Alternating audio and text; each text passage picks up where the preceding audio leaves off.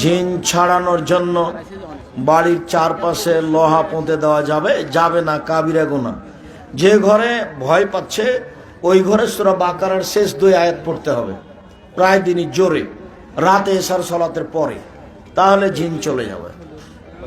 আসসালামু আলাইকুম শায়েখ, আমার প্রশ্ন হলো, আমাদের গ্রামের আমরা কিছু যুবক 5 ওয়াক্ত সালাত আদায় করি, এক নবীর সুন্নত দাড়ি রাখতে চাই, কিন্তু গ্রামের কিছু লোক দাড়ি রাখার কারণে 28 জনের নামের তালিকা থানায় জমা দিয়েছে। এখন আমাদের করণীয় কি? দেখ না, তুমি চিন্তা করো না, আল্লাহ তোমার পথ সহজ করে দেবে। হস্তমৈথুন করা যাবে কি? হারাম, জেনা। খুব সাবধান, এটা হলো গোপন পাপ। আমার উম্মতের উপরে আমি গোপন পাপের ভয় করি, আল্লাহ নবী বললেন, সেটা হলো এইটা, সেটাই হলো গোপনে ল্যাংটা মেয়ে মোবাইলে দেখা। খুব সাবধান। মেয়েরা হাইজ অবস্থায় কোরআন স্পর্শ তথা পড়তে পারবে কি? এই একটা জিজ্ঞাসা করা হয়েছিল কবে মনে হয়। জি, মনে রাখবেন একটা কথা, যারা মিডিয়ায় কাজ করছেন তাদেরকেও বলে রাখছি, রাসূল সাল্লাল্লাহু আলাইহি সাল্লাম যখন আয়েশা রাদিয়াল্লাহু তাআলা আনহাকে হজ সফরে বললেন, আয়েশা তুমি কাঁদছো কেন, তাহলে কি তুমি ঋতুবতী? তখন আয়েশা বললেন, জি হ্যাঁ। আল্লাহ নবী বললেন, তফ ব্যতীত হাজিরা যা করে তাই করো। তা হাজিরা কোরআন তেলাওয়াত করে না? তফ ব্যতীত হাজিরা যা করে তাই করো। ইসনাই মা ইসনাউল হাজ্জ, হাজিরা যা করে তাই করো, শুধু তফ করো না। 1 2, যখন আল্লাহ নবী বললেন যে মহিলারা জাহান্নামে যাবে, তো 2টা কারণ, একটা তাদের বুদ্ধি কম, একটা তাদের দিন কম। তো মহিলারা জানতে চাইলো যে দিন কিভাবে কম, তখন আল্লাহ রাসূল বললেন, আলাইসা জাহাজাত লাম তুসাম লাম তুসাল্লি, যখন ঋতুবতী হয় তখন কি তারা সালাত আদায় করে? তখন কি তারা সিয়াম পালন করে? না। এটাই তো হচ্ছে তাদের দিন ধর্ম কম। বুখারী মুসলিম। তাতে শুধু বললেন নামাজের কথা, আর তাতে শুধু বললেন রোজার কথা।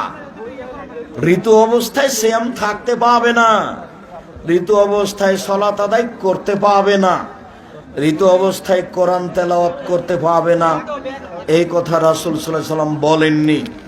বরং আয়েশা রাদিয়াল্লাহু তাআলা আনহাকে বললেন, সালাত ব্যতীত তওয়াব ব্যতীত সবকিছু করো, অতএব তারা কোরআন তেলাওয়াত করবে, এ কথাই ঠিক।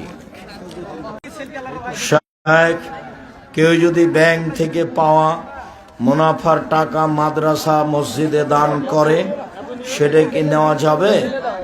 জেনে শুনে সুদ নিবেন না, জানেন না তলিয়ে দেখবেন না, নিয়ে নেন, কাজে লাগান, তার নেকি হবে না, আপনার নেকি হবে। জানাজার সালাতে সানা ও সূরা ফাতিহা পড়তে হবে কি? সূরা ফাতিহা পড়তে বাধ্য, সানা পড়তে হবে না। আল্লাহু আকবার, আউযুবিল্লাহ, বিসমিল্লাহ, সূরা ফাতিহা, বিসমিল্লাহ অন্য একটা সূরা, আল্লাহু আকবার, দুরূদে ইব্রাহিম, আল্লাহু আকবার, বিশেষ দোয়া, আল্লাহুম্মা গফির লাহু ওয়ারহামহু, শেষ। আসসালামু আলাইকুম ওয়া রাহমাতুল্লাহ। আসসালামু আলাইকুম ওয়া রাহমাতুল্লাহ। সিগারেট খাওয়া নাকি মাকরুহ, তাহলে কি সিগারেট খাইলে নামাজ কবুল হবে? মাকরুহ মানে তো খারাপ, মাকরুহ মানে হারাম, ও তো হারাম খাদ্য, ইবাদত কবুল হবে না।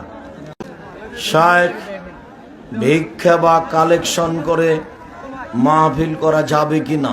না করাই ভালো, করতে হবে না। আপোষে টাকা পয়সা উঠিয়ে মাহফিল করতে হবে। শায়েখ, আমাদের গ্রাম মহল্লা কবর জিয়ারত বা কবর পাকা করা কি ঠিক? কবর পাকা করা হারাম, ভেঙে দিতে হবে। আগামীকাল সন্ধ্যা হতে হতে যত কবর আছে পাকা করা সব ভেঙে দিতে হবে, একবার গুঁড়ে দিতে হবে একবারে। মাটি দেওয়ার সময় বিসমিল্লাহ বলে মাটি দিবে। মিনহা খালাকনাকুম বাতিল বিদাত। শেখ আপনি এক বক্তব্যে বলেছেন কাবা ঘর হিন্দুদের টাকায় তৈরি। হ্যাঁ তো ঠিকই বলেছি তো। মোহাম্মদ সাল্লাল্লাহু আলাইহি সাল্লামের বাপ চাচারা কাবা ঘর তৈরি করেছেন, তারা কি মুসলমান ছিল? তারা ছিল পৌত্তলিক মূর্তি পূজক। কাবা ঘরে 360টা মূর্তি ছিল। তাহলে অমুসলিমেরাই কাবা ঘর তৈরি করেছে, এ কথাই ঠিক। হিন্দুর টাকা দিয়ে ইফতার করা যাবে, হিন্দুর টাকা দিয়ে মসজিদ নির্মাণ করা যাবে। ফুল দেওয়া কচ্ছপ, কুচে মাছ, কাঁকড়া খাওয়া যায়, রুচি হলে খাবে। শেখ আমি যখন সালাত আদায় করি তখন শুধু দুনিয়াবি কথা মনে পড়ে। পড়ুক, খালি তুমি বলবা নাউজুবিল্লাহ মিন জালিক, আর বাম দিকে একটু থুথু দিবেন, থু থু নাউজুবিল্লাহ মিন জালিক, তারপর কমে যাবে। আমার বিবাহ হয়েছে দীর্ঘ 10 বছর আগে, কিন্তু বিবাহ করেছি একা। আমার পিতাও জানেন না তোমার বিবাহ হয়নি। সেদিন থেকে যা হচ্ছে তা জেনা, যত সন্তান হয়েছে তা অবৈধ। জাযাকুমুল্লাহ খাইর, বারাকাল্লাহ।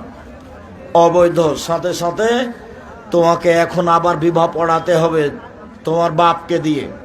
তোমার বাপ যদি না থাকে তাহলে তোমার চাচা, তোমার চাচা যদি না থাকলে তাহলে তোমার নিজ ভাই, নিজ ভাইকে দে, দুজন সাক্ষী দিয়ে বিবাহ পড়াতে হবে। তাছাড়া তোমার সন্তানাদি সব হারাম হবে আর ফলাফল জাহান্নাম হবে। যে ব্যক্তি পীরের মুরিদ এবং নেশাদার দ্রব্য পান করে তার পিছনে সলাত হবে কি? আপনার হবে, তার হবে না। আপনার সলাত হবে, তার হবে না। বাংলা অনুবাদ সহ কোন কোরআন শরীফটা ভালো? দেখেন কোনটা ভালো। ছেলে নামাজ না পড়লে তার রোজগারের টাকা খাওয়া যাবে কি না? রোজগারের টাকা খাওয়া যাবে, তবে নামাজ তাকে পড়তে হবে বাধ্য। যদি আপনার ছেলে হয়, আপনি মা বাপ তাকে পিটাবেন, পিটিয়ে পড়াতে হবে। মেয়ে নামাজ না পড়লে তার হাতের খাওয়া যাবে? যাবে। মেয়েকে পিটিয়ে নামাজ পড়াতে হবে। আপনি মা, কেমন মা, কি বলেন আপনি? শেখ আমি দলবদ্ধভাবে মোনাজাত করি না, বিদায় অনেকে আমাকে ইহুদির দালাল বলে।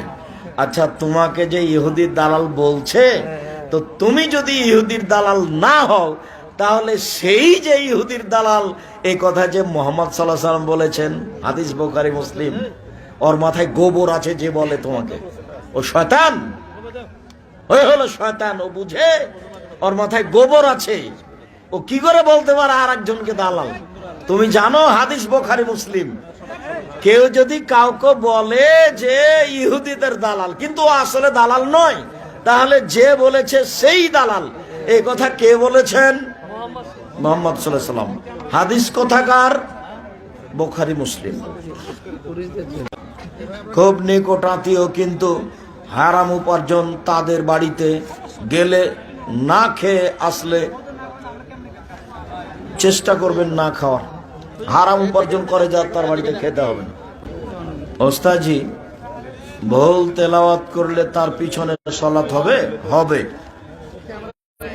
সুদযুক্ত প্রতিষ্ঠান, গ্রামীণ ব্যাংক, আশা ব্যাংক, এসকেএস ব্যাংক, এই চাকরি করা যাবে কি? জি না, এগুলো সত্য জানেন, কাবিরা গুনাহ এগুলো। ওই রুজি হারাম। বর্তমান সমাজে বহুল প্রচলিত জমি বন্ধক প্রথা। জমি বন্ধক না জায়েজ, হারাম। সুদ, জমি লিজ জায়েজ, লিজ খেয়ে শেষ। লিজ বুঝেন না? যাকে চাঁপানগঞ্জের ভাষাতে বলে ঠিক আছে, খাই খালাসি, খেয়ে শেষ। শায়েখ, সহশিক্ষা ইসলামের কতটুকু জায়েজ? একটুকু জায়েজ নয়। শুকরিয়া, জাযাকুমুল্লাহ খাইর। আল্লাহ আমাদের যারা মারা গেছে তুমি তাদের কবরের শাস্তি মাফ করো। যারা আমরা অসুস্থ তুমি তাদের আরোগ্য দান করো। যারা আমরা বেঁচে আছি তুমি তাদেরকে তোমার রাসূলের পদ্ধতি চলার তৌফিক দান করো।